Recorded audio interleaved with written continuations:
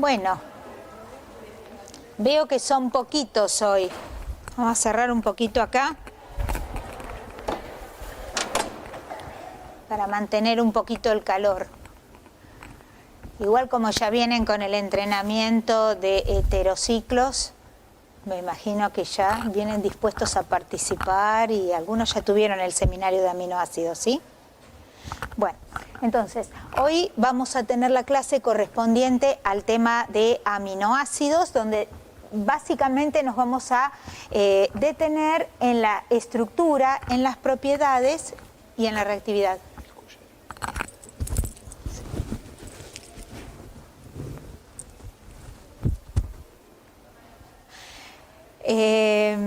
Entonces, nos vamos a detener especialmente en la estructura, en las propiedades y en la reactividad. Y esa reactividad y esa estructura son los que nos van a dar pie para la clase que viene, ver entonces cómo estos monómeros se van a comenzar a unir en unidades que se van a llamar peptídicas en particular, pero que son uniones amida para formar los péptidos y las proteínas, ¿sí? Entonces, vamos a ver, si nosotros nos ponemos a pensar en cómo es la estructura de los aminoácidos. Bueno, como lo indica su nombre, van a tener por lo menos un grupo amino en la estructura y por lo menos una función de ácido carboxílico. Y unos aminoácidos, y otros se van a unir en lo que se llama una unión enlace amida o unión peptídica, a través de reacciones que van a implicar un número de pasos variables. ¿Está bien? ¿Por qué? Porque nosotros tenemos que tener en cuenta que por lo menos van a ser moléculas que van a estar difuncionalizadas. Y si las dos moléculas van a tener un grupo ácido y un grupo amino, y nosotros queremos que la unión sea de un determinado ácido con un determinado grupo amino, vamos a tener que tener en cuenta algunos pasos adicionales durante la síntesis para poder obtener el péptido que nosotros queremos. Decimos que cuando un péptido está formado por la unión de dos aminoácidos se llama dipéptido, por tres tripéptido y así sucesivamente. Y fíjense que las proteínas son los polipéptidos que contienen a partir de 50 aminoácidos, más o menos. Bien. Vamos a encontrar en la literatura que hay diferente manera de clasificar a los aminoácidos. Una de esas maneras podría ser tener en cuenta dentro de la estructura qué relación de posición hay entre el grupo carboxilato y el grupo amino.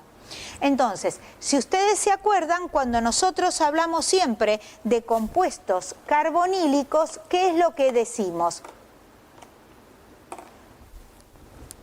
Cuando tenemos un grupo carbonílico, independientemente de que haya en esta posición, que puede ser un hidrógeno y será un aldehído, que puede ser un resto alquílico y después será una acetona, que puede ser X, siendo X oxidrilo, será un ácido, un ioduro, cloruro, bromuro y será un haluro de ácido, un OR y será un éster, o un NHR y será una amida, por ejemplo, también puede ser un anhidrido, lo que fuera. Siempre nosotros vamos a decir que el carbono vecino a este grupo funcional es el carbono alfa y el carbono que sigue a este es el carbono beta. ¿Estamos de acuerdo? Entonces, el carbono que sigue es el carbono gamma, el carbono delta y el carbono epsilon, que son con las posiciones con las que vamos a estar trabajando. Entonces, si tengo el segundo sustituyente acá será alfa, si tengo un sustituyente acá beta, gamma, delta o epsilon, ¿sí? Entonces, de la misma manera nos vamos a encontrar con los aminoácidos que si en el carbono alfa al grupo carboxilato tenemos el grupo amino, vamos a hablar de los alfa aminoácidos y son los aminoácidos característicos de los polímeros o biopolímeros proteínas. ¿Está bien? Son constitutivos, entonces decimos, de las proteínas. Y fundamentalmente sobre estos vamos a dedicar esta clase y la próxima clase. Otros aminoácidos como son, por ejemplo, los beta aminoácidos, en algunos casos, por ejemplo, fíjense, la beta-alanina es el componente del ácido pantoténico, que es un complejo vitamínico, y también forma parte de la molécula del taxol, que es un antineoplásico. En el caso de los gamma, fíjense, alfa, beta, gamma, en el carbono gamma, el grupo amino, fundamentalmente, ¿cómo se llama este ácido? Es el ácido gamma-aminobutírico, el GABA, que es un neurotransmisor inhibitorio, y un compuesto como es la gamma-butirolactona, fíjense, carbonilo, alfa, beta, en gamma, un grupo amino, formando una amida interna. En este caso hablamos de la butirolactama, que es esencialmente un producto de síntesis, intermediario de síntesis, que se utiliza mucho en el laboratorio de química orgánica.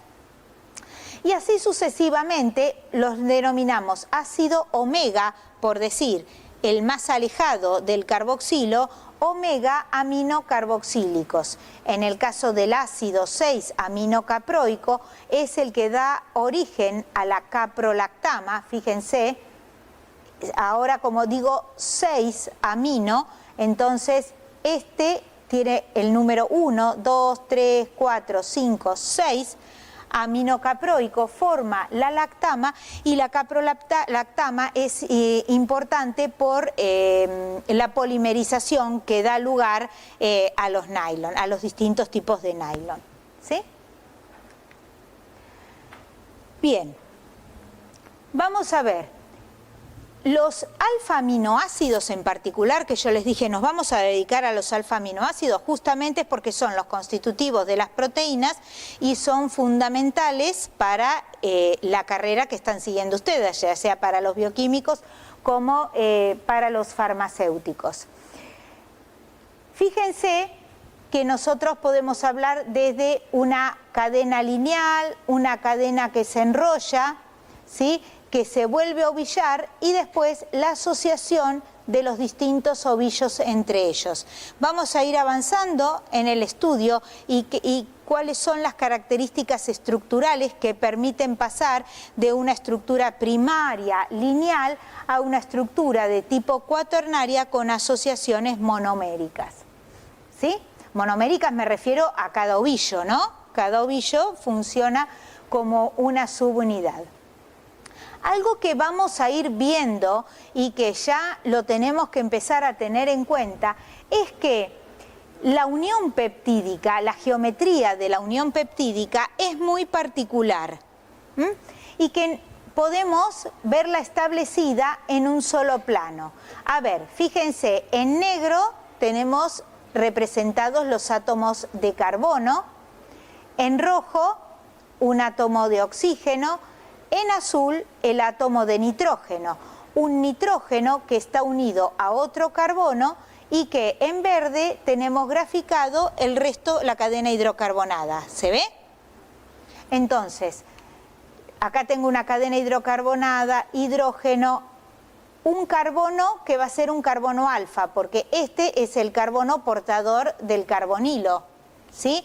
Ese carbono es este, ¿lo ven? Entonces, está unido este carbono a un carbono que tiene un resto alquílico. Este carbono está unido a un carbono que tiene un resto alquílico, y por el otro lado, que es la unión que no está representada acá, es el próximo amino. Y por otro lado está unido por una unión amida con un nitrógeno, que es este azul que vemos acá, y este nitrógeno está unido a un hidrógeno y a otro carbono que tiene un resto alquílico. El nitrógeno unido a un carbono que tiene un resto alquílico. este carbono, este nitrógeno, este carbono, este oxígeno y este carbono están todos en un plano. ¿Está? ¿Y eso por qué es posible que estén todos en un plano? Porque si yo miro, este es un carbono sp2, pero este carbono es sp3 y este nitrógeno es sp3. ¿A qué se debe esa característica? Y bueno, se debe a que el oxígeno es un atractor de electrones por efecto inductivo y mesomérico en este grupo funcional. Entonces, si el oxígeno atrae electrones, este par de electrones libre del nitrógeno se cede para formar esta unión pi. ¿Lo ven? Entonces, ahora es necesario que todos estos átomos se encuentren en el mismo plano, ¿sí? Todos estos están entonces en el mismo plano. ¿Para qué? Y para que el traslape de orbitales, para que la resonancia sea efectiva, se pueda llevar a cabo. Entonces es como si ustedes se encontraran cuando empiezan a mirar la cadena con un plano así, el otro plano así, el otro plano así, van siendo todos planitos, uno a continuación del otro, ¿sí? Y eso es lo que tienen esquematizado en este dibujo de acá abajo. Entonces, la posibilidad de establecerse una resonancia que estabiliza y que es propia de la función carboxamida hace que la geometría de estas uniones peptídicas sea muy particular. Ahora bien, además de esa geometría, digamos que es como un poco más macro, vamos a ver que, a excepción, por ejemplo, de la glicina, donde este sustituyente y este R es hidrógeno, nos vamos a encontrar con que los aminoácidos tienen un carbono alfa con una distribución o una geometría espacial que le es característica. Y se ha encontrado que los aminoácidos naturales, la mayoría, tienen configuración S. Así se acuerdan como los azúcares son la mayoría de los naturales, ¿de qué configuración son? Los azúcares, los hidratos de carbono. La glucosa son D, son de la serie D.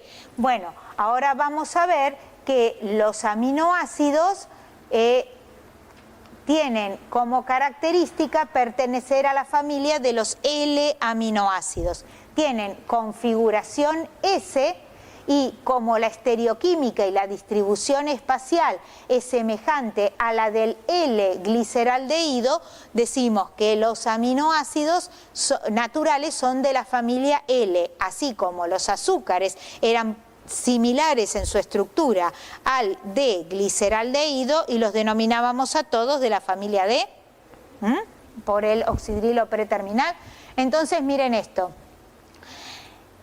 Un D-aminoácido tiene configuración R en su carbono alfa, mientras que el L-aminoácido tiene configuración S, y entonces dijimos que este es el natural, los aminoácidos naturales. Esto no quiere decir que no aparezcan aminoácidos de la serie D o aminoácidos con configuración R en el carbono alfa. Se han encontrado en ciertas bacterias, ¿sí? En paredes bacterianas. Fíjense en residuos, por ejemplo, hay de aminoácidos en el antibiótico gramicidina, por ejemplo.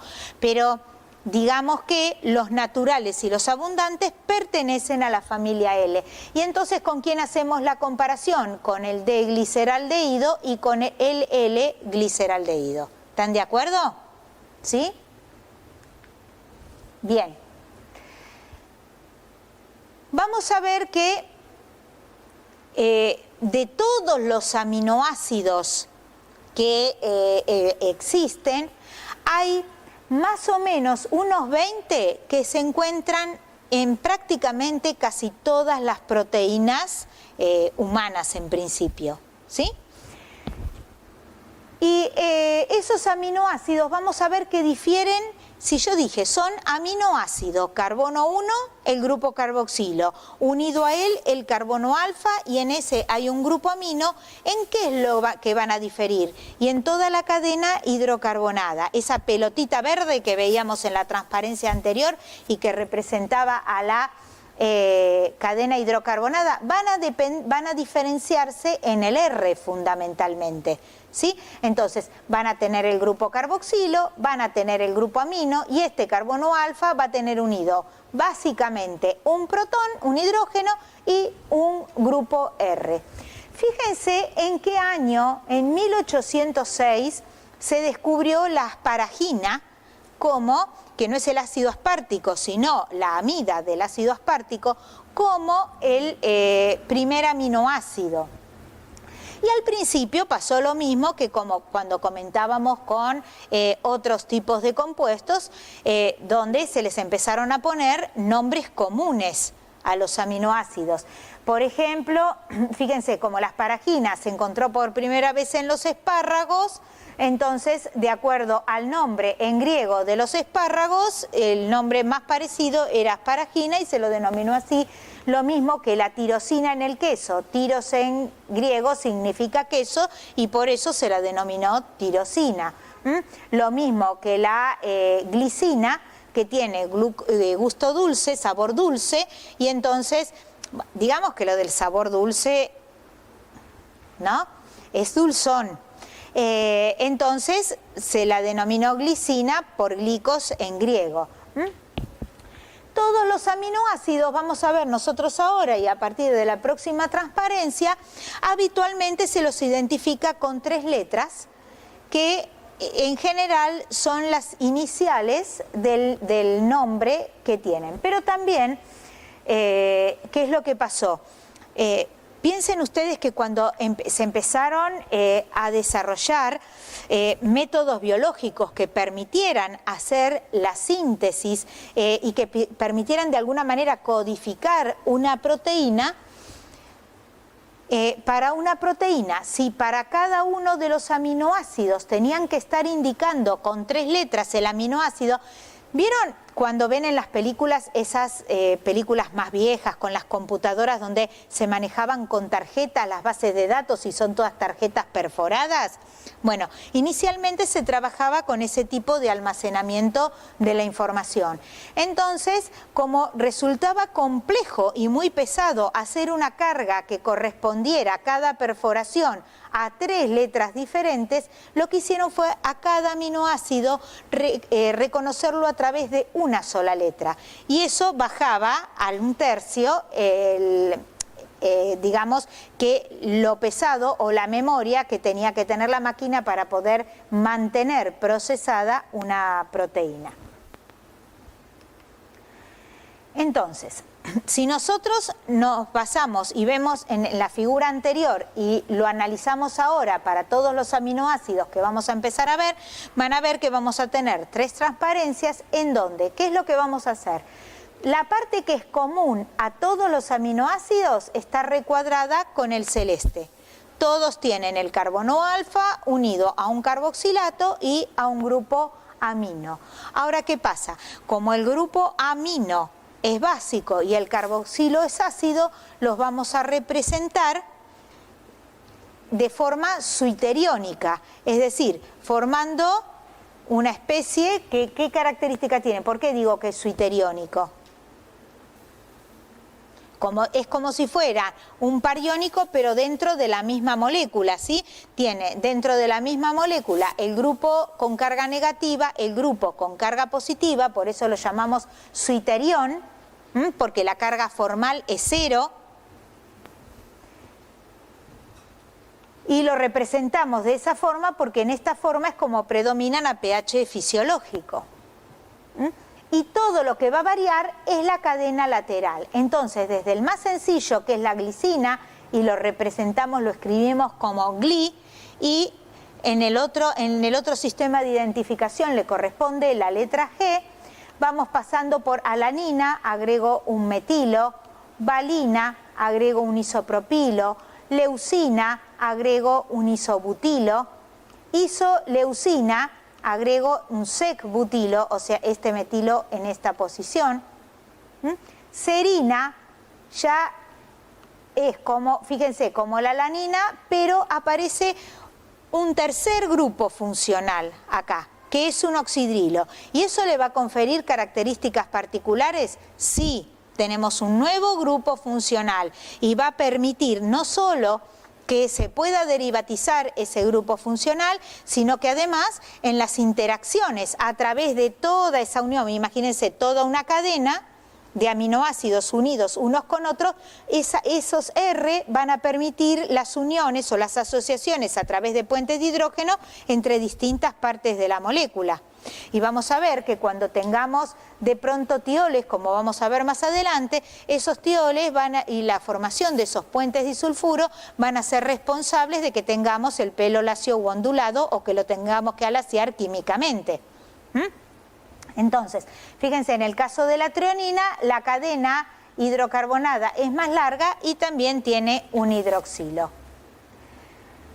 En el caso de la cisteína, muy similar a la serina, pero ahora tengo un grupo tiol. Importantísimos en la química biológica los grupos tioles y formación de puentes disulfuro. La metionina, fíjense, función tioéter. Todo el resto se mantiene igual. ¿Lo ven? Nos encontramos acá, por ejemplo, con el ácido aspartico. Y ahora ya, fíjense, no solo tengo un grupo funcional nuevo, sino que además ese grupo funcional es altamente polar y puede aparecer cargado en el pH fisiológico. Ahora, ya la carga neta deja de ser cero. Estas propiedades me van a resultar importantes a la hora de la purificación de los aminoácidos o cuando yo los quiera separar y caracterizar a partir de un hidrolizado proteico. La asparagina, que nombrábamos hoy como el aminoácido separado a partir de los espárragos, fíjense que tiene el carboxilo formando una unión amida. Si habláramos del aspartico, el aspartico tiene función carboxilo final.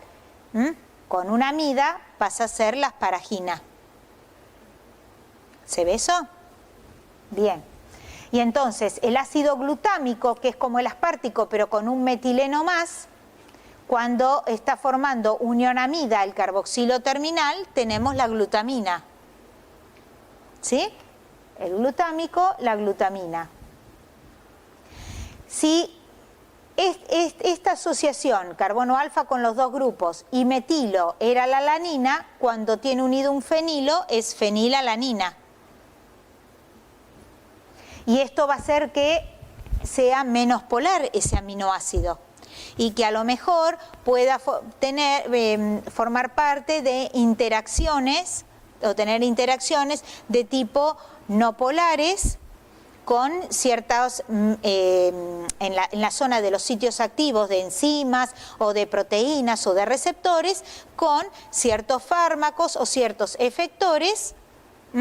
Puede llegar a establecer otro tipo de unión diferente a lo que sería un puente de hidrógeno.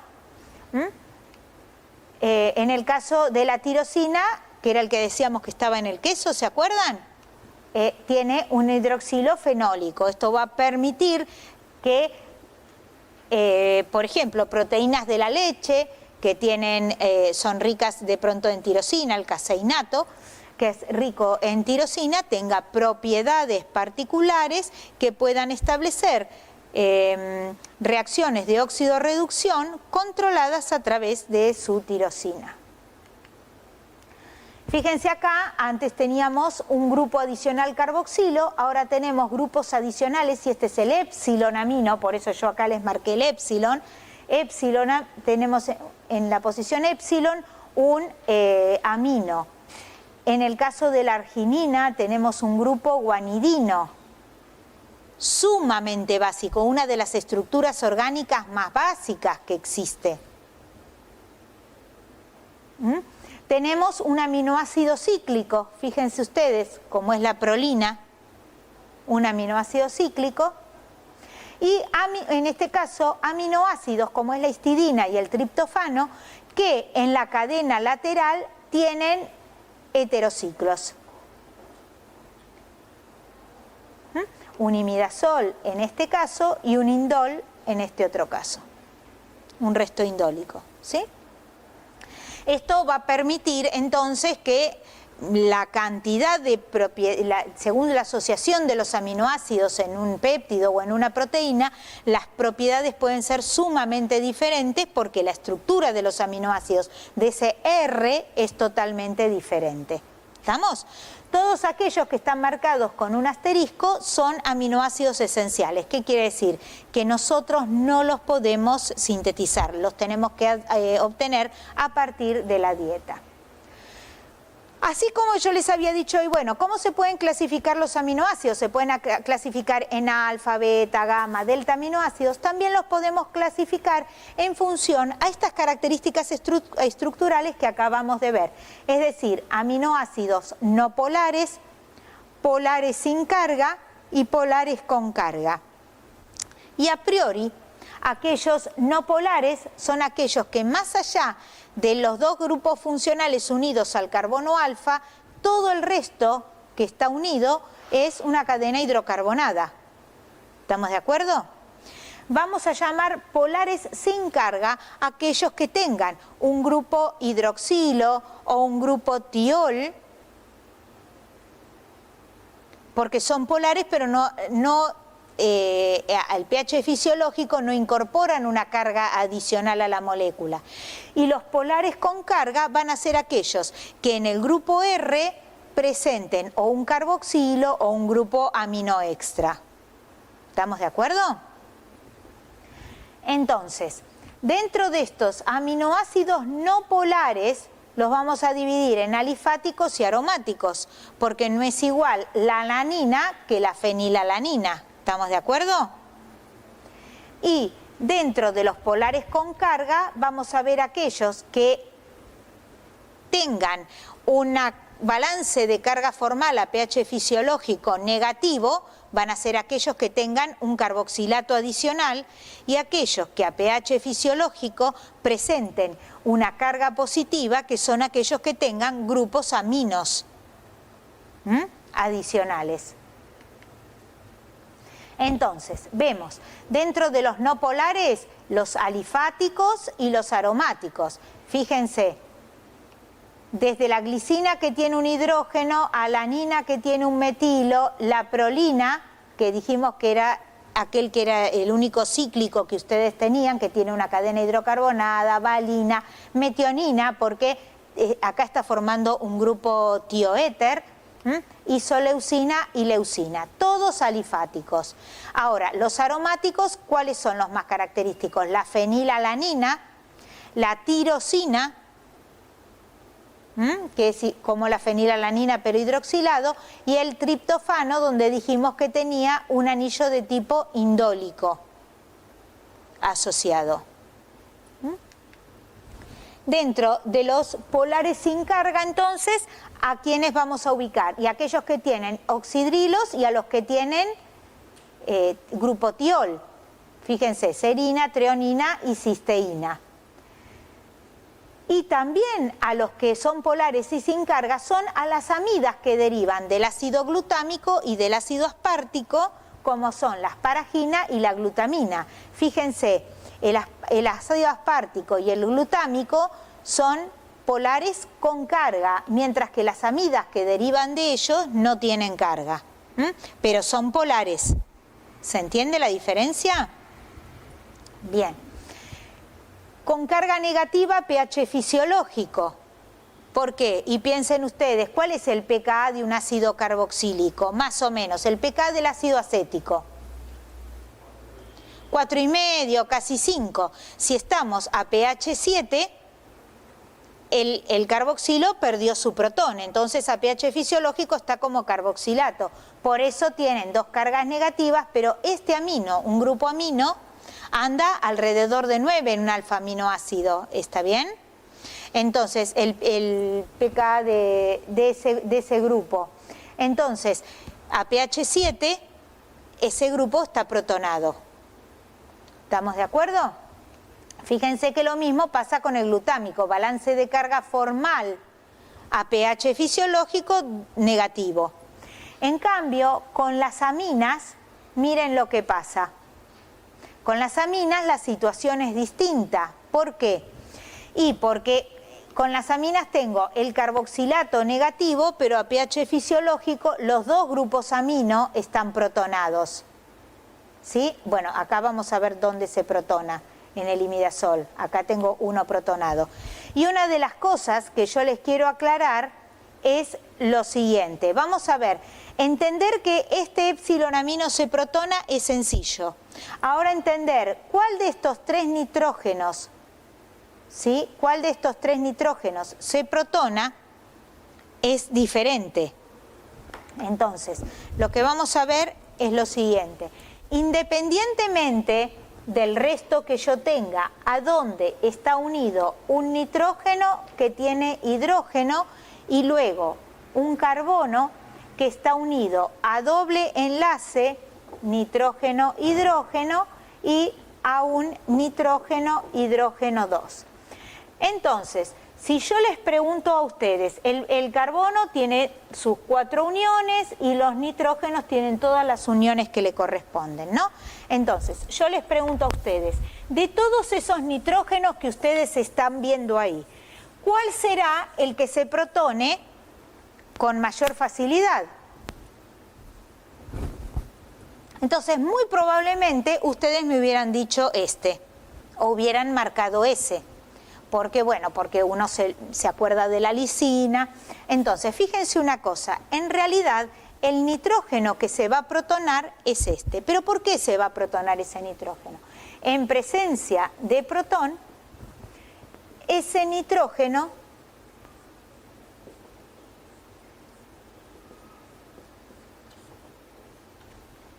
que tiene su par de electrones de no unión, se va a protonar. ¿Bien? Entonces, volvemos. ¿Cuántos electrones tiene que tener el nitrógeno en el nivel de valencia propios de él? ¿Cuántos tiene que tener? 5 electrones. Si yo lo miro, tiene 1, 2, 3, 4, 5. Balance de carga formal, 0. ¿Estamos de acuerdo? Ahora, yo vengo acá y tiene 1, 2, 3, 4. Para llegar a 5 le falta 1, balance de carga formal positivo. ¿Estamos? Y acá, nitrógeno, hidrógeno 2. ¿Qué pasa? Fíjense que esta estructura se puede estabilizar por resonancia. ¿Por qué? Porque este par de electrones se puede deslocalizar sobre esta unión carbono-nitrógeno.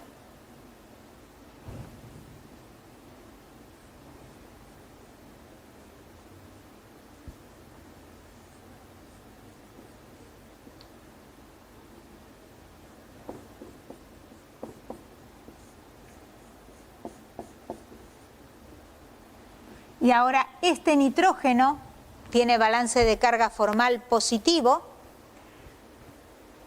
¿sí? Pero también este par de electrones se puede deslocalizar sobre esta unión.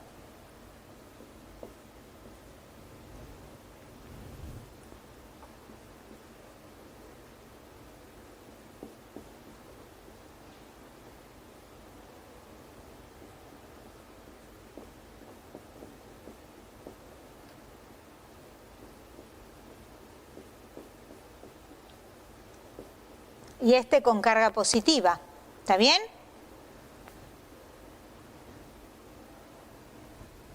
Lo podríamos haber puesto así. ¿Se ve? Entonces, como este catión se estabiliza muy bien por resonancia, justamente entonces va a ser muy básico, va a tener tendencia a tomar ese protón porque se puede estabilizar muy bien por resonancia, una estructura altamente estabilizada por resonancia. Esto es característico, a este grupo se lo conoce como grupo guanidinio. y es sumamente básico, es uno de los grupos más básicos, dijimos, de la química orgánica.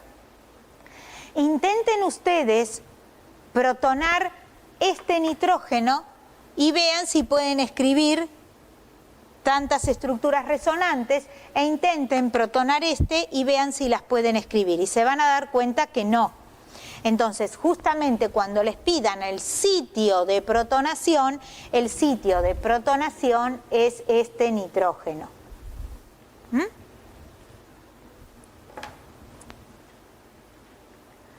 Muy bien. ¿Y qué va a pasar con el imidazol? A ver, pensando en esto, díganme ustedes, de este grupo,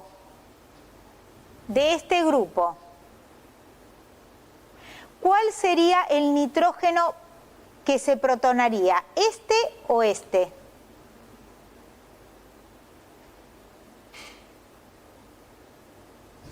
Fíjense, acá corríjanlo porque falta un doble enlace. Acá, ¿lo ven? Corríjanlo que falta un doble enlace en esa estructura. Y en realidad ya está protonado, entonces con doble enlace este nitrógeno tiene que tener carga positiva y corríjanlo también.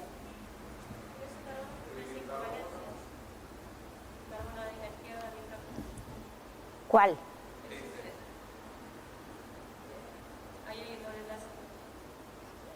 ¿Tiene doble enlace ahí?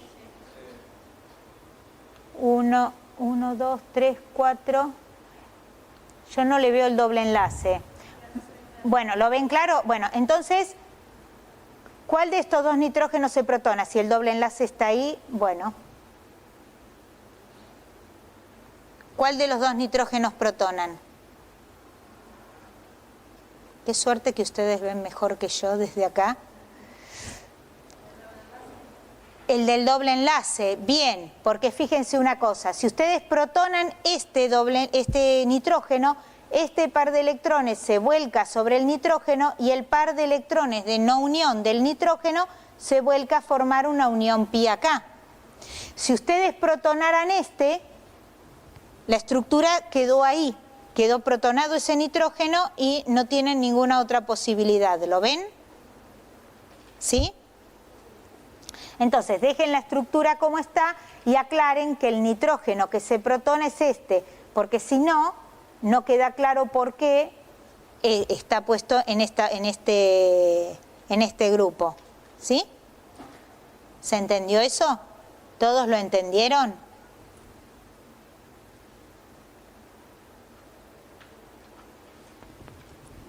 Qué bárbaro que ustedes ven un doble enlace. Yo de acá lo veo simple el enlace.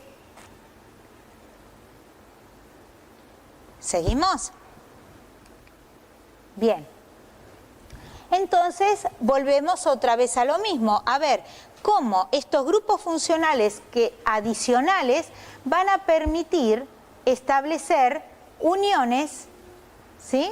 Distintos tipos de uniones que pueden ser puentes disulfuro, fuerzas electrostáticas, puentes de hidrógeno, fuerzas de Van der Waals, y son las que van a permitir, en cierto modo, ir desde una estructura primaria, que es simplemente la secuenciación de los distintos aminoácidos, a una estructura secundaria, en este caso tiene forma de hélice, ¿sí? A través de estas uniones, luego a una estructura de tipo terciaria, donde se dobla a través de un puente disulfuro, por ejemplo, y luego cómo a través del mismo tipo de interacciones podemos ir asociando más de un péptido para dar lugar a una estructura de tipo cuaternaria.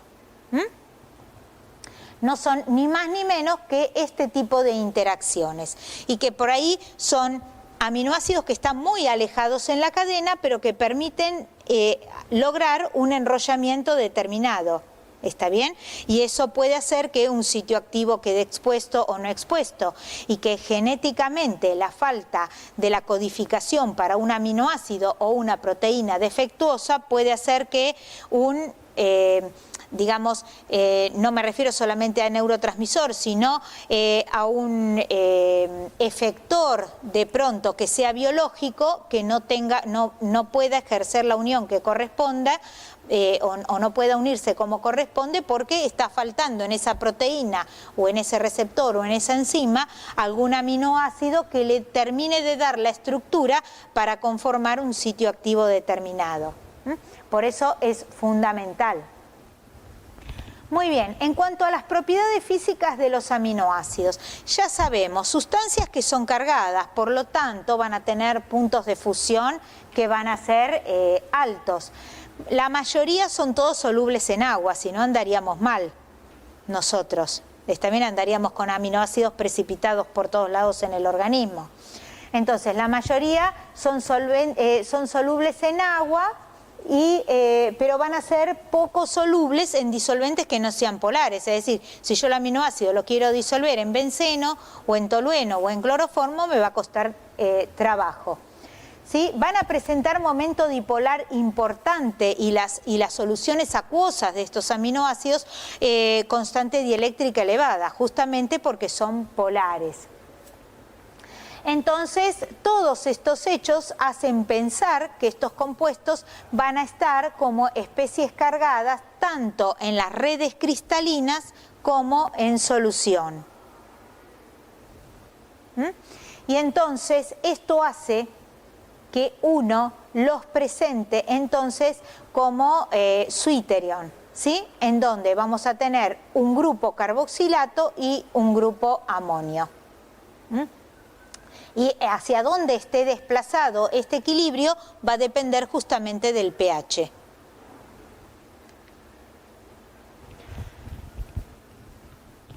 Esta estructura, ¿sí?, hace que uno los pueda de alguna manera valorar y que uno tenga en cuenta ciertas propiedades. ¿Por qué? Y porque yo pienso que a un pH bien ácido, ¿sí?, fíjense, a un pH de 0 a 0,5, toda la molécula está protonada, ¿sí? Cuando empiezo a aumentar el pH, el grupo más ácido de los dos va a empezar a liberar el protón. Y va a ir liberando el protón hasta que llegue un momento en donde nos vamos a encontrar que todas las moléculas, ¿sí?, están con grupo amonio y presentan el grupo carboxilato. Es decir, todas las moléculas se encuentran como un suiterión. ¿Va? Y si sigo aumentando el pH, voy a sustraer hasta el protón que tiene el amonio.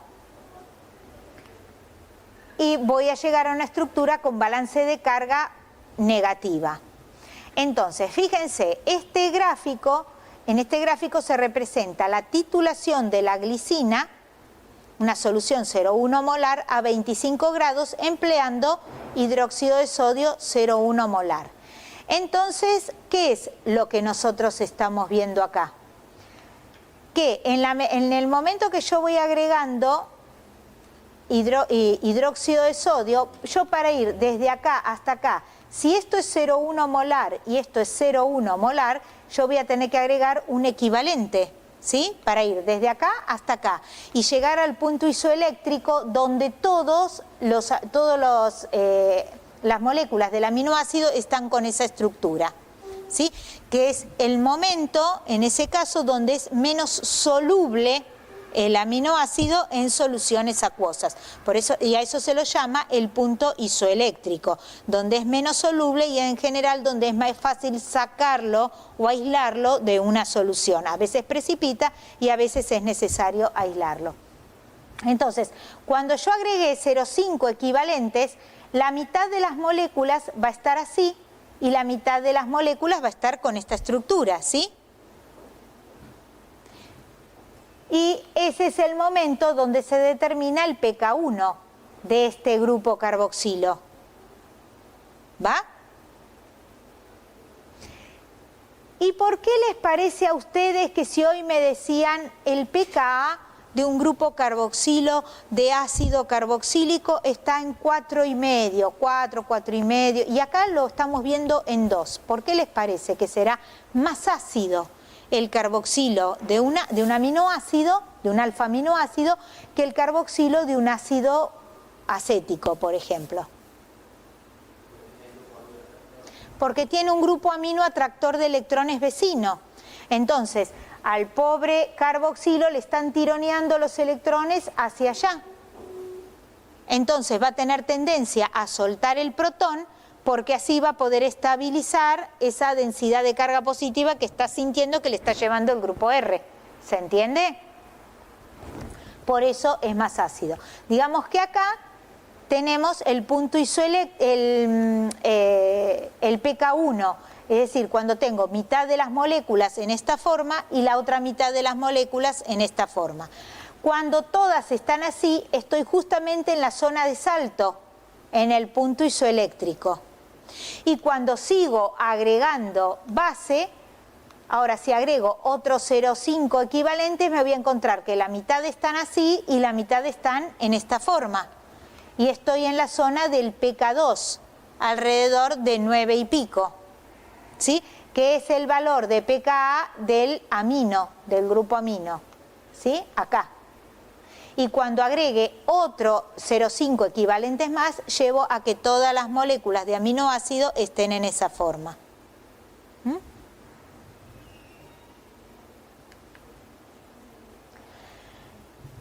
A partir de esa curva de titulación, ¿qué podemos decir?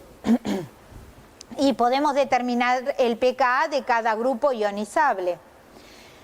Podemos comprobar cuál es el valor de pKa del carboxilo de la glicina, que es más ácido que el del ácido acético, debido, como dijeron ustedes, al efecto inductivo atractor de electrones del grupo amonio. También podemos comprobar que el pKa del grupo amino protonado es menor que el de una amina alifática, ¿sí? ¿En cuánto más o menos les parece que anda el pKa de una amina alifática?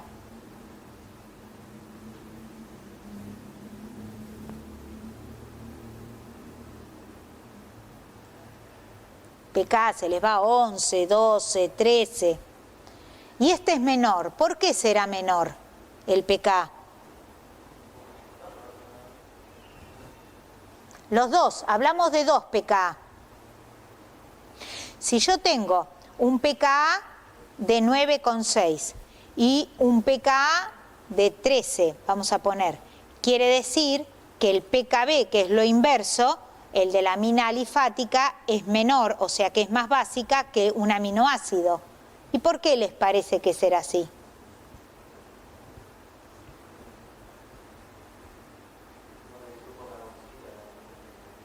Y a ver qué hace.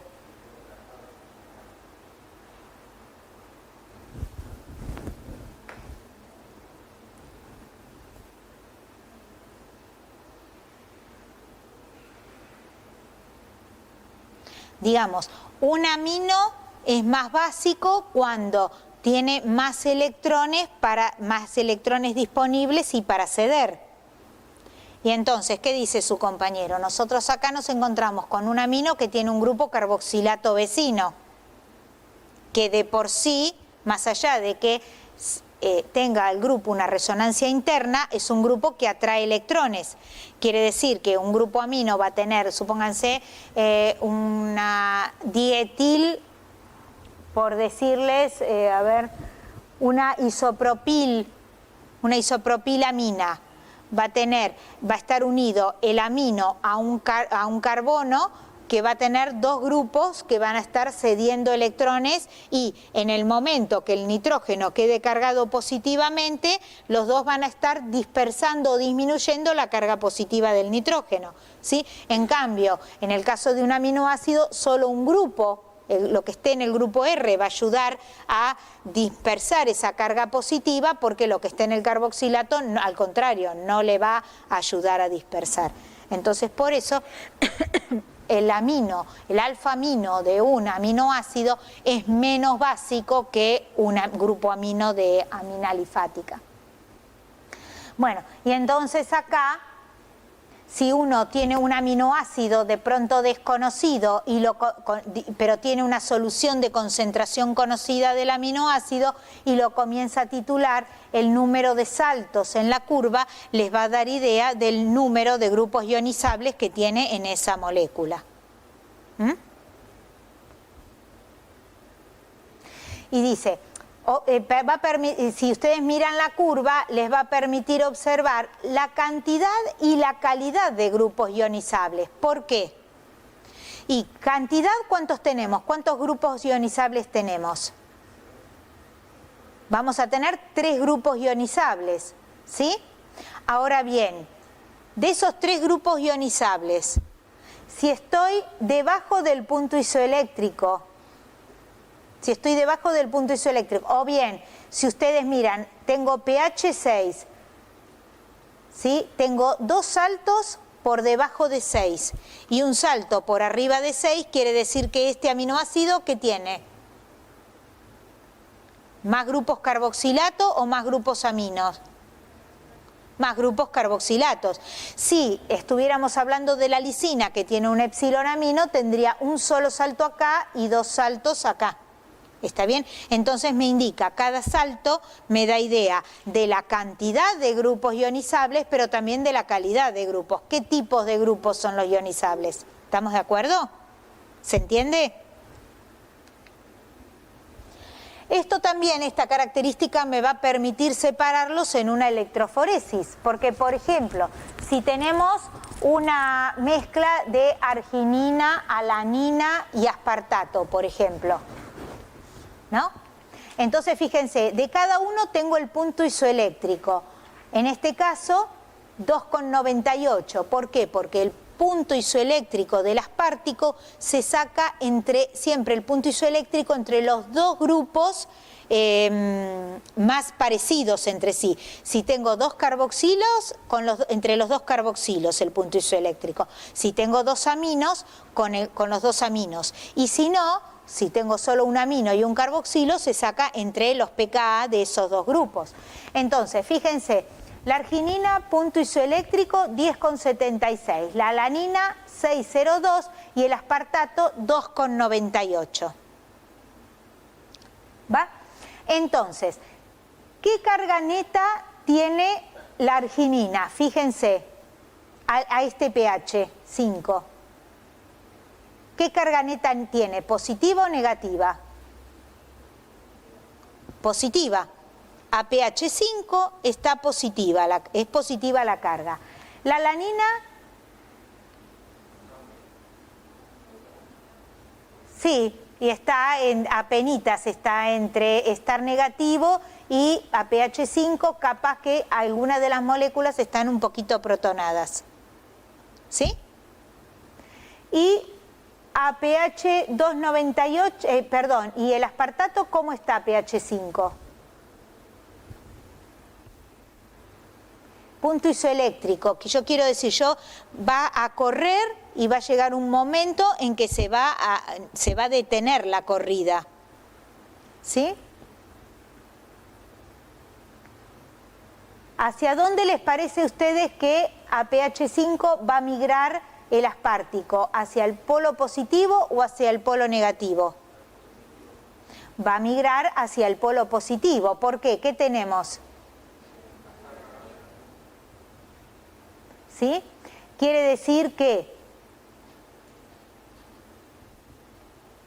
miren ustedes, este corre hacia el polo positivo, este va a correr hacia el polo negativo, ¿sí? Y la alanina se va a quedar ahí cerca del sitio de siembra, siempre sembramos en el centro en una electroforesis.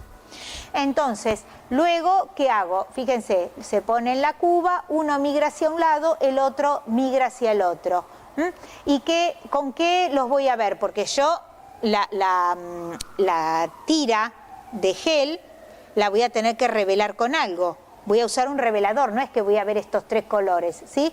Voy a usar un revelador. El revelador es la ninhidrina, que en presencia de agua o humedad está en equilibrio con su forma hidratada y que va a terminar formando un complejo color violeta, donde este nitrógeno que vemos acá en el medio es el nitrógeno que provenía del aminoácido. ¿Está bien? ¿Lo ven eso? ¿Sí? Va a haber un ataque de este grupo amino sobre el carbonilo, ¿sí? Un ataque y ruptura oxidativa de esta unión, liberándose aldehído y el ácido, el dióxido de carbono a partir del carboxilato. Y luego con una segunda molécula de ninhidrina, el ataque nucleofílico, ¿sí? Sobre la otra molécula de ninhidrina, y con toda esta conjugación, el color que se desarrolla al visible es el violeta.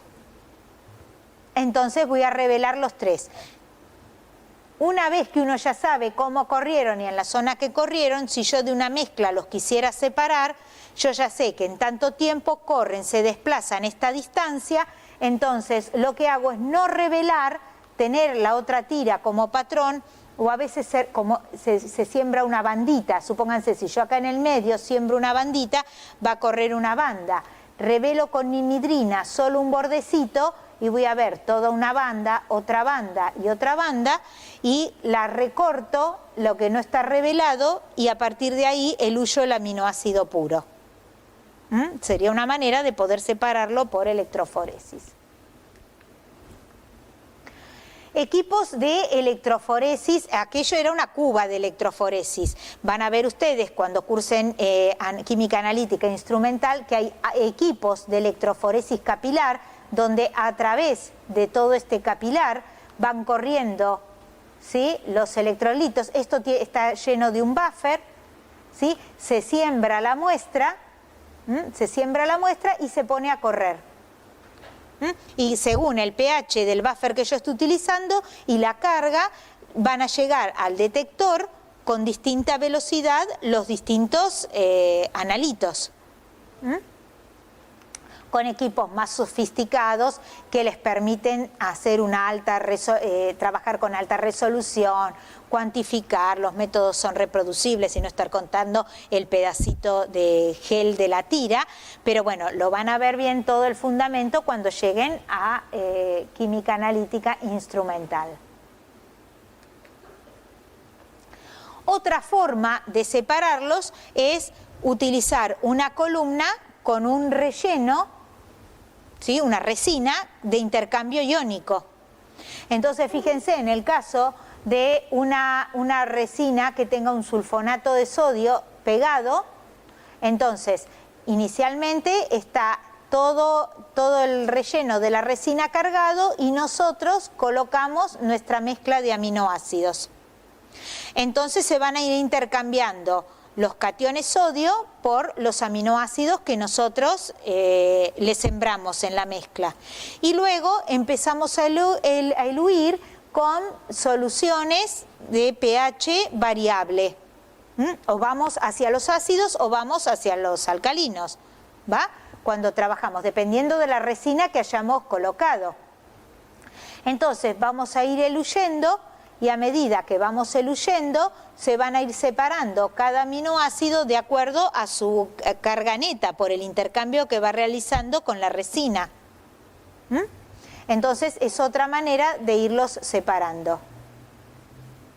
Siempre en que se va a ir basando la mayor o menor velocidad de elusión en la mayor o menor interacción con la resina de intercambio. Cuanto mayor interacción tenga, más tiempo va a estar retenida y más tarde va a salir. Entonces lo voy a ver después. Fíjense, dependiendo del buffer, el pH del buffer con el cual se está trabajando, cómo se pueden ir detectando los picos. De todas maneras, este es un cromatograma que tiene, es una elusión automática, ¿sí? Y a medida que van saliendo los distintos aminoácidos, se los va haciendo reaccionar con ninhidrina, y por eso después en el detector UV uno puede leer esto.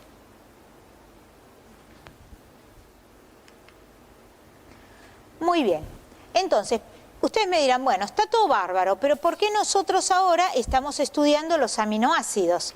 Bueno, porque más allá ya se imaginan ustedes que van a tener las químicas biológicas, que nosotros estamos formados por proteínas y que las proteínas son fundamentales para todos los desarrollos enzimáticos, porque las enzimas no dejan de ser proteínas. Entonces vamos a estudiarlos por ese tema y también vamos a estudiarlos porque vamos a ver que muchos aminoácidos forman parte, por ejemplo, de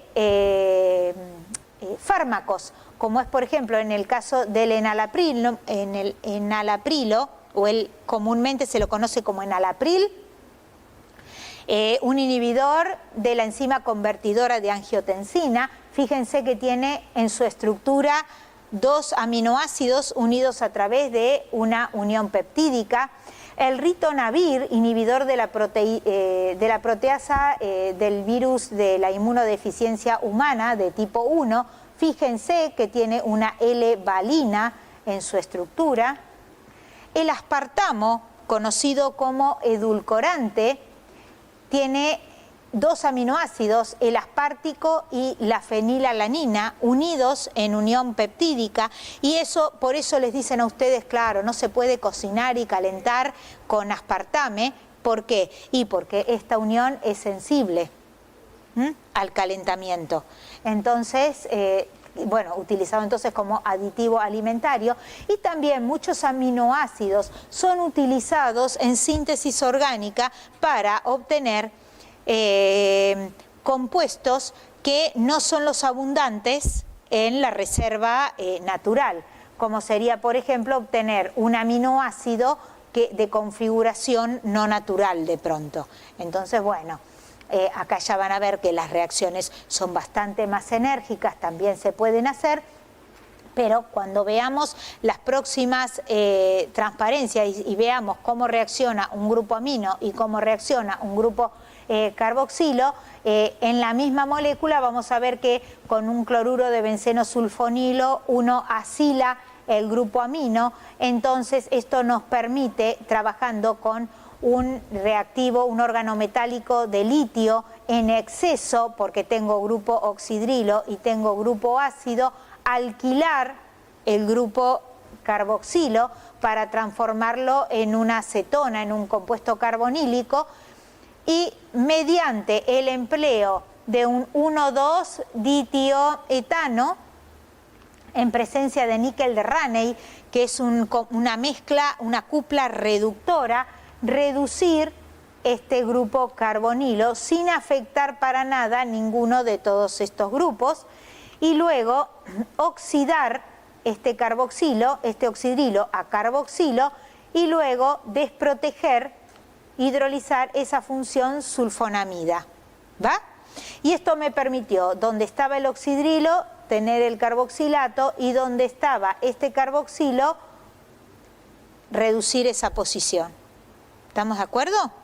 En el caso que yo necesitara incorporar esta parte a un fármaco o a cualquier, que de hecho es lo que se hace, o a otro tipo de molécula. ¿Cómo vamos a obtener los aminoácidos? Y a partir de la reserva quiral, o sea, a partir de la naturaleza, pero es un método costoso. ¿Por qué? Y por lo que veíamos recién, tengo que tener la proteína, la tengo que hidrolizar y separar todos los aminoácidos. Entonces, eso es caro. Una otra manera de hacerlos es sintetizarlos a través de síntesis orgánica, los aminoácidos. Entonces, voy a poder hacer esto mediante una serie de reacciones, como es la sustitución nucleofílica de los ácidos alfa-halocarboxílicos. O sea, hacer una sustitución nucleofílica de ácidos que en posición alfa, ácidos carboxílicos que en posición alfa tengan un halógeno.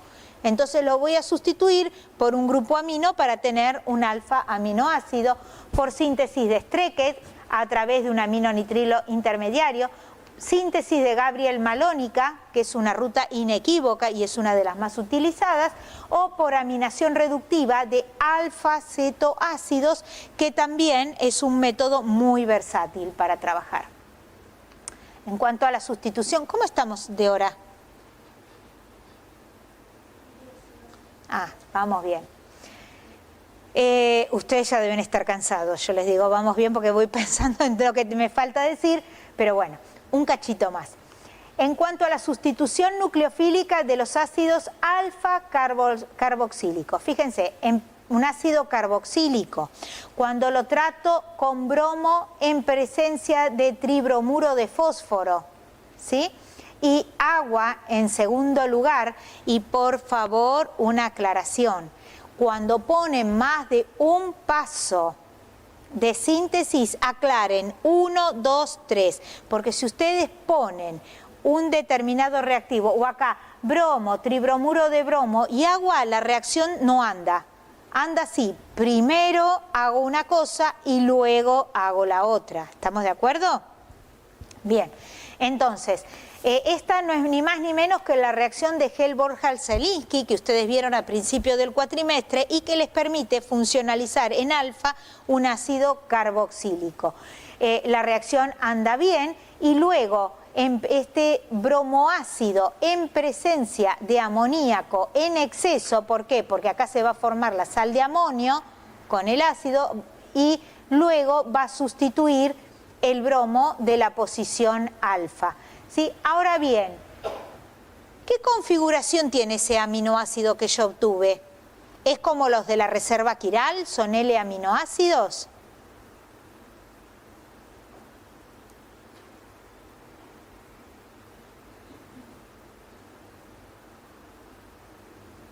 ¿Qué característica tiene? Nos vamos para atrás. Yo tengo el ácido carboxílico, lo bromo. ¿Qué configuración obtengo? ¿O qué familia? ¿La D o la L? ¿O la mezcla de las dos? La mezcla de las dos. Está bien, porque no lo estoy haciendo enzimático para que la enzima reconozca una cara de la molécula y no otra. Es química. Y como es química, tanto va a atacar por un lado como por el otro. Por una cara como por la otra. ¿Sí? ¿Se acuerdan que primero se formaba el bromuro de ácido? Y que esto hacía que se pudiera recién bromar en esa posición y que se establecían estructuras resonantes de manera tal que este carbono se transformaba en sp2, es plano y se podía atacar por una cara o por la otra. Y lo mismo, según a dónde haya quedado el bromo, el amino lo va a sustituir por una reacción de tipo SN2, o por una cara o por la otra. Quiere decir que yo obtengo una mezcla de D y L alfa aminoácidos. ¿Está bien? Muy bien. En la síntesis de Strecker, dijimos que se va a formar un amino-nitrilo intermediario. ¿Qué características? ¿De qué voy a partir? Voy a partir de un aldehído, que lo voy a poner en presencia de amoníaco, en presencia de ácido cianhídrico y el solvente de la reacción va a ser el agua. Entonces, ¿qué es lo que se va a formar? ¿Qué es lo que va a pasar primero? En primer lugar, el aldehído con el amoníaco, lo vieron el año pasado en Orgánica 1, el nitrógeno ataca al carbono carbonílico, ¿sí? En principio lo ataca. ¿Se acuerdan que daba una reacción de adición con posterior eliminación de agua?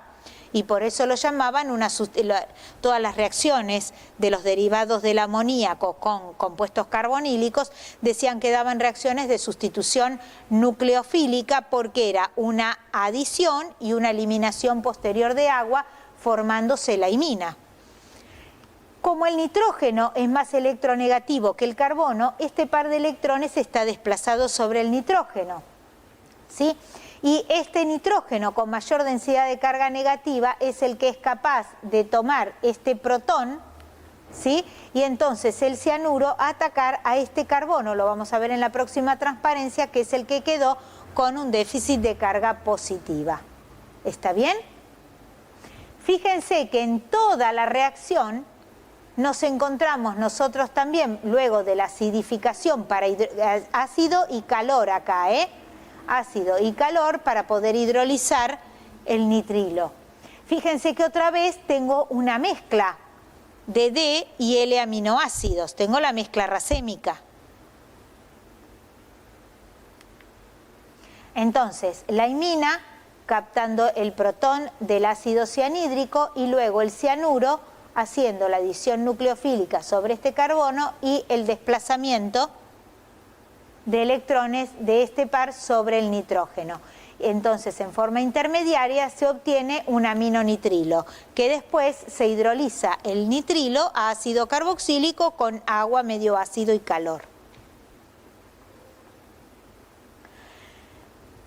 En cuanto a la síntesis de Gabriel-malónica y lo que decimos que es una ruta inequívoca, este es uno de los mejores métodos para sintetizar estos aminoácidos, y si acá no estuviera el malonato, acá tengo un hidrógeno, estamos hablando de la ftalimida.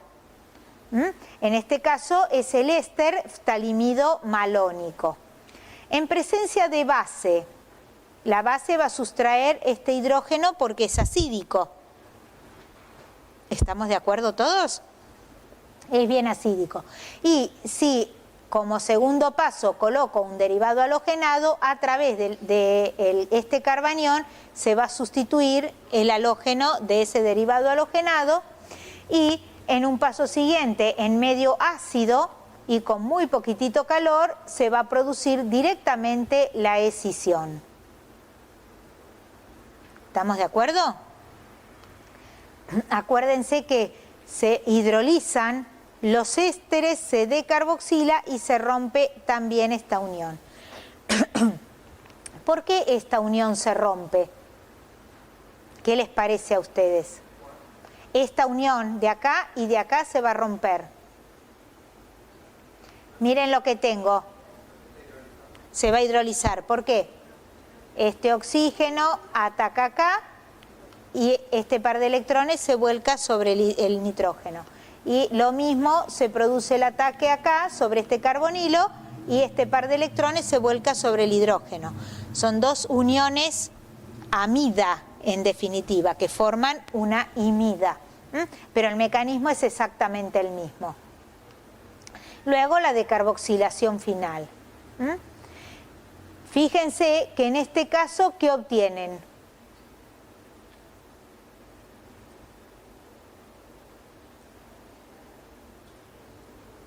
¿Qué aminoácidos obtienen?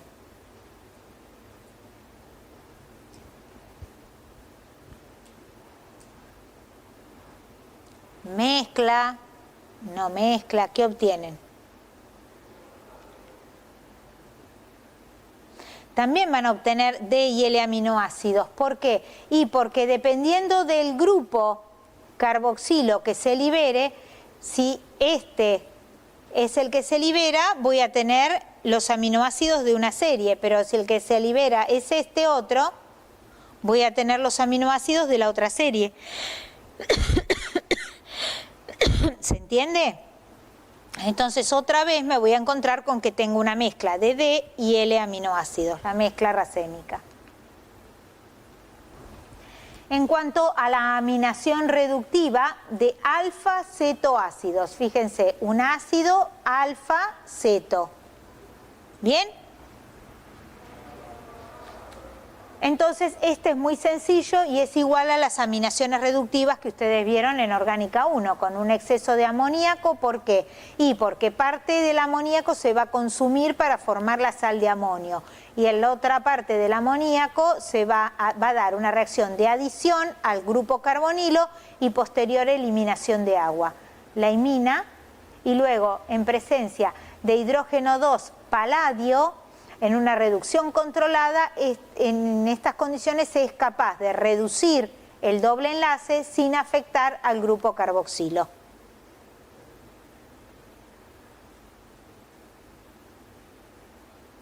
Nuevamente, en este caso, tengo la mezcla de los aminoácidos.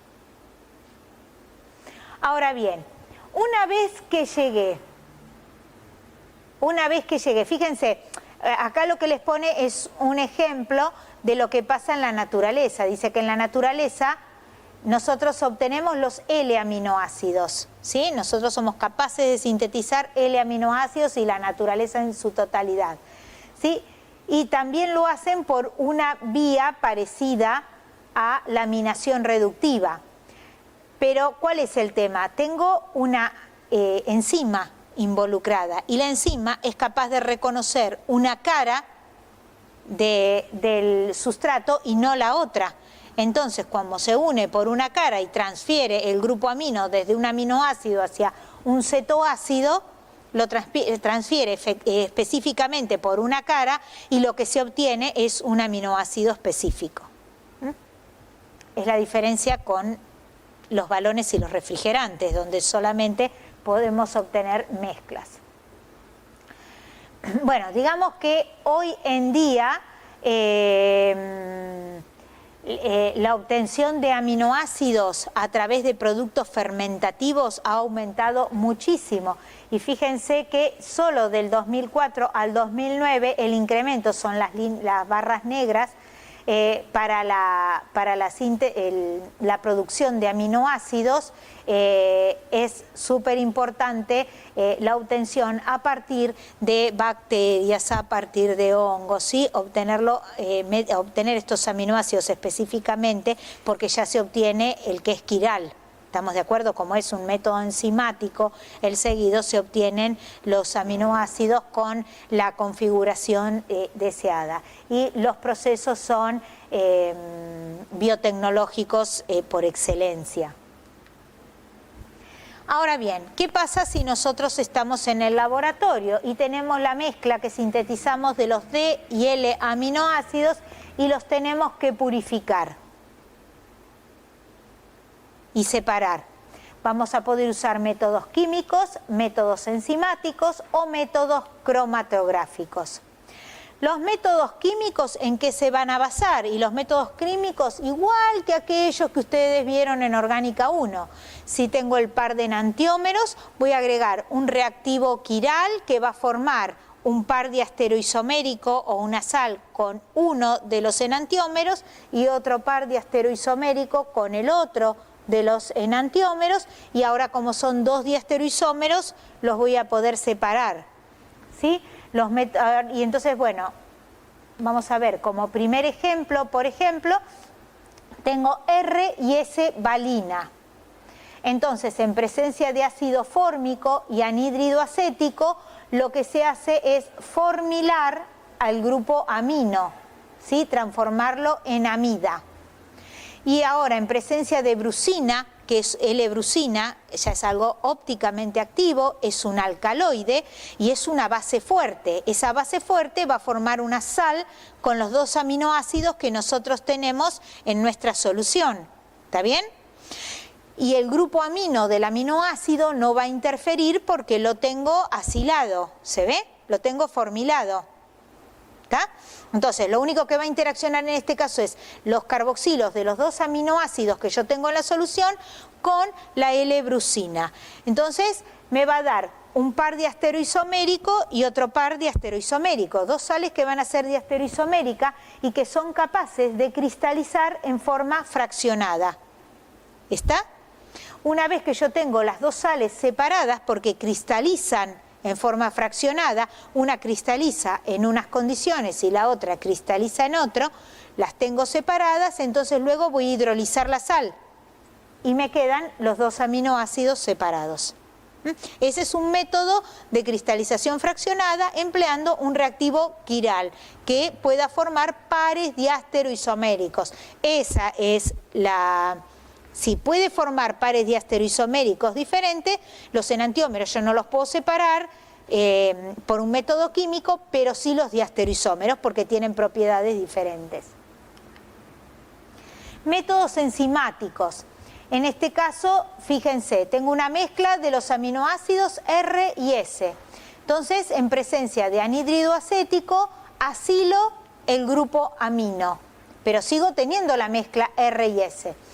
Y en presencia de carboxipeptidasa es una enzima que es capaz de hidrolizar una unión amida, pero no la otra. Hidroliza la unión amida solo del aminoácido S, pero no del aminoácido R, porque evidentemente en el sitio activo hidrolítico de la carboxipeptidasa un aminoácido encaja y el otro no encaja.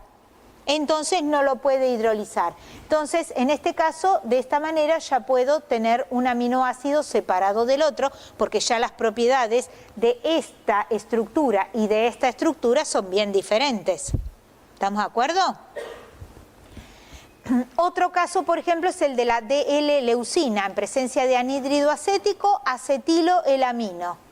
Y en presencia de la silasa renal porcina, pasa otra vez lo mismo. La silasa es capaz de hidrolizar la unión amida de la L-leucina, pero no de la D-leucina. Entonces la D-leucina queda acetilada y la puedo separar de la L-leucina, que fue reconocida por la silasa renal y me la hidrolizó. Con el mismo proceso que acá arriba en fórmulas, ¿eh? ¿Se entiende? Entonces puedo usar un método químico con un reactivo quiral, puedo que los diferencie, puedo usar un método enzimático como es este, o bien puedo usar un método cromatográfico, pero ahora el relleno tiene que tener alguna característica quiral, o tiene que tener unidos o ligados restos quirales que sean capaces de retener a un aminoácido con mayor afinidad que al otro, ¿se entiende? Entonces, en el comienzo se empaqueta la columna con una sustancia que sea quiral de relleno y se siembra la muestra, la solución del L y del D. ¿Sí? Se inicia, se empieza a pasar disolvente y entonces va a haber un enantiómero que va a quedar más retenido que el otro en ese relleno quiral. Y así se van a poder separar. Pero si no hay algo que lo reconozca, no hay un selector quiral, digamos. Ustedes se acuerdan que ustedes les decían siempre en Orgánica 1, bueno, las manos de ustedes respecto de los guantes, ustedes aún estando dormidos, no hablemos de un guante mágico, pero un guante de esos de cuero. Ustedes dormidos, o los zapatos, si ustedes se van a poner un par de botas, sin ver, saben que se pusieron la bota equivocada en el pie que no correspondía. ¿Estamos de acuerdo? Digamos que el pie va a ser un selector quiral. Las botas son dos enantiómeros. Y el pie funciona de selector quiral y ustedes se dan cuenta y reconocen una bota de la otra. Acá lo mismo, un reactivo quiral en el método químico reconoce un aminoácido del otro y forma un par diastereoisomérico diferente. Una enzima es el selector quiral, es capaz de reconocer un aminoácido o el otro. Y en este caso el relleno de la columna, que es quiral, es capaz de reconocer un aminoácido del otro, establece interacciones diferentes y entonces a medida que eluyen, uno eluye más rápido que el otro porque tiene menor número de interacciones. ¿Se entiende? Muy bien. Entonces, digamos que todas las reacciones que estuvimos viendo hasta ahora son la acilación del grupo amino. El grupo amino va a tener reacciones que le son propias. Lo voy a poder acilar. ¿Cómo lo voy a acilar? En medio básico, con un cloruro de acilo, en la típica reacción de Schotten-Baumann, acilo el grupo amino. También lo voy a poder acilar con anhídrido acético y también vamos a ver la clase que viene que podemos acilarlo con carbonato de diterbutilo. ¿Sí? En todos los casos el grupo amino va a atacar al grupo carbonilo. ¿Estamos de acuerdo? Y va a desplazar el resto.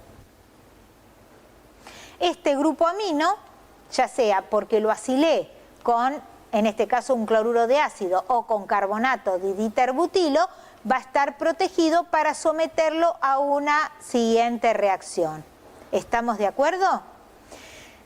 En la acilación con anhídrido acético hay que tener un poco de cuidado porque puede llevar a descomposición por calentamiento. Y estamos hablando de este caso. Cuando nosotros queremos formilar, vieron que yo les dije, vamos a formilar y acetilar. Para formilar usamos la cupla ácido fórmico, anhídrido acético. Y podemos formilar el amino sin ningún problema. Ahora, cuando yo al aminoácido lo pongo en presencia de anhídrido acético y en un calentamiento prolongado, lo que se produce es la acilación, pero luego pérdida de agua. ¿sí? Y formación de la aslactona. Se establece el equilibrio tautomérico y luego este hidroxilo ataca al carbonilo con pérdida de agua y se obtiene la aslactona irreversiblemente. Entonces perdí el aminoácido. Yo lo quería asilar y por ese calentamiento lo perdí. Formación de iminas no es necesario que sigamos trabajando. Hoy vimos formación de iminas a través de, por contacto o presencia de aldehídos, y este es un método que hoy día se usa para valorar la presencia o concentración de los aminoácidos. ¿Vieron en todos los productos que son, que les dicen a ustedes anabolizantes y formadores de músculos y todos estos productos que venden en los gimnasios y qué sé yo? Bueno, tienen una concentración determinada de aminoácidos. Bueno, esos aminoácidos, antes de ser aprobado el alimento a través del Cedronar, se le hacen todos los valores y las determinaciones de aminoácidos para que la concentración que está declarada en el envase sea la que corresponde verdaderamente. Y lo mismo la formación, la reacción con ácido nitroso, donde, bueno, lo que se hace en presencia de nitrito de sodio en medio ácido es generar el ácido isonitroso y formar una sal de diazonio que va a ser inestable y se va a producir la eliminación con liberación de nitrógeno 2, ¿sí? Se forma la sal de diazonio como hacían con las anilinas, pero como es inestable, se elimina y se mide volumétricamente ese amino. También es otro método que se utiliza para la valoración de aminoácidos. Respecto a las de grupo carboxilo, son todas muy sencillas porque son fundamentalmente la esterificación, y con la esterificación lo que hay que tener mucho cuidado es de tenerlo siempre bajo la forma de clorhidrato al éster. ¿Por qué? Porque si no lo tenemos bajo la forma de clorhidrato, en medio básico, fíjense, elimino esta protonación y ahora ¿qué pasa? Este amino, si en el mismo frasco tengo moléculas con función éster, ¿qué va a pasar? El amino de una molécula va a atacar al éster de otro aminoácido, y lo mismo, el aminoácido de ese éster que atacamos recién va a atacar, y fíjense, lo que se forma son dicetopiperacinas. Si ustedes lo miran, acá tenemos un aminoácido. Este es el carbono alfa, acá tenemos un aminoácido, lo miran por acá, lo cortan por acá, en donde un amino atacó al éster y acá el amino de este atacó al éster vecino. ¿Se ve? Y también es irreversible, de la dicetopiperacina es un alquitrán negro y no lo recuperamos más al aminoácido. Bueno, y los haluros de ácido, todo este tipo de reacciones en general siempre se las preguntan.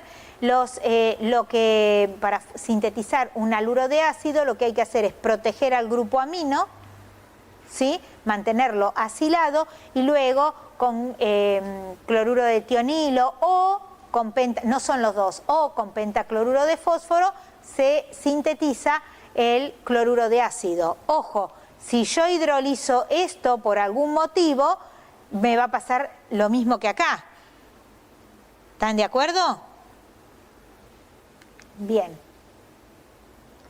Bueno, y otras reacciones son la pirólisis, formar la dicetopiperacina por calentamiento del aminoácido directamente a temperaturas de caramelización, o complejos de cobre, que es una manera de reconocer a través de, de la donación de electrones, el complejo con cobre, de los aminoácidos.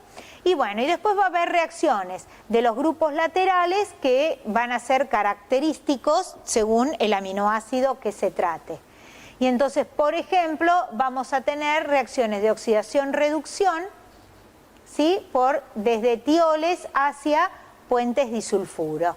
Y esta industria es la industria del enlaceado de pelo y de las permanentes. Así que imagínense si dio plata a la cosmética, la famosa formación de puentes disulfuro, o sea, romper el puente y volverlo a formar en el lugar donde uno quiere que esté formado el puente. Entonces, les dejo para pensar para mañana. Si yo quiero unir entonces dos aminoácidos para formar un péptido con esta unión peptídica o de tipo amida, ¿qué es lo que voy a tener que hacer para que? Yo acá, fíjense, ¿qué hice? Yo de pronto quiero que este grupo carboxilo se una con este grupo amino, pero no que este grupo carboxilo se una con este grupo amino. Entonces, ¿qué voy a tener que hacer con cada uno de esos grupos antes de hacer la reacción para provocar la unión peptídica? ¿Está? Por eso hoy cuando empezamos las clases yo les dije, tengo dos aminoácidos y por una serie de reacciones vamos a llegar al dipéptido. Pero voy a tener que ver cómo me las arreglo con las reacciones que acabamos de ver recién, típicas de grupos aminos, típicas de grupos carboxilos, para lograr ¿qué cosa? Y lograr que reaccione el carboxilo que yo quiero con el amino que quiero. ¿Estamos? Mañana arrancamos ahí entonces.